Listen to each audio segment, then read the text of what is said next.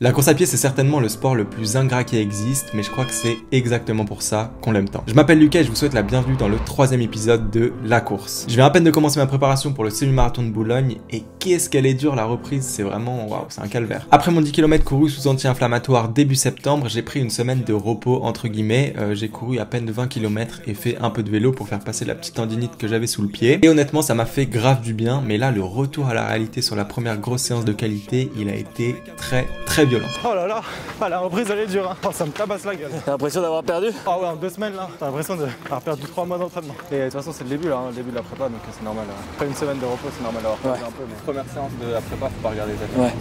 Faut juste les faire et la forme elle va monter petit à petit. Mais la course à pied, elle est giga rancunière, je crois. Genre si tu la snobs, même pendant une mini-semaine, elle va te le faire payer, mais vraiment violemment. Je sais pas s'il y a vraiment d'autres sports comme ça qui nous font payer cash notre irrégularité, genre la muscu par exemple. Certes, les résultats ils sont hyper difficiles à obtenir, mais au moins, une fois que tu les as, c'est assez simple de les maintenir quoi. Alors que la course à pied, c'est tellement compliqué de maintenir son niveau. J'irais même jusqu'à dire que c'est impossible en fait de maintenir son niveau. Genre soit tu progresses, soit tu régresses, il n'y a pas de juste milieu. La régression, on est d'accord qu'elle fait pas plaisir, mais ce sentiment de progression, oh là là, il est tellement addictif. Enchaîner les bonnes séances, voir sa fréquence cardiaque baisser, se sentir frais, en forme, être hyper à l'aise sur ses footings, découvrir des allures auxquelles on n'avait jamais couru auparavant, courir tout simplement de plus en plus vite, c'est vraiment incroyable et c'est quasiment uniquement pour ça que je fais ce sport, je pense, la progression. Bon, on est d'accord que c'est tout un truc à mettre en place, la progression en course à pied, même à maintenir sur le long terme, hein, c'est vraiment compliqué, mais purée, qu'est-ce que c'est plaisant de progresser quand même dans ce sport. Après, je pense pas que ce soit soutenable indéfiniment, la progression et l'état dans lequel on se met pour progresser. D'ailleurs, c'est pour ça que la coupure annuelle, elle est conseillée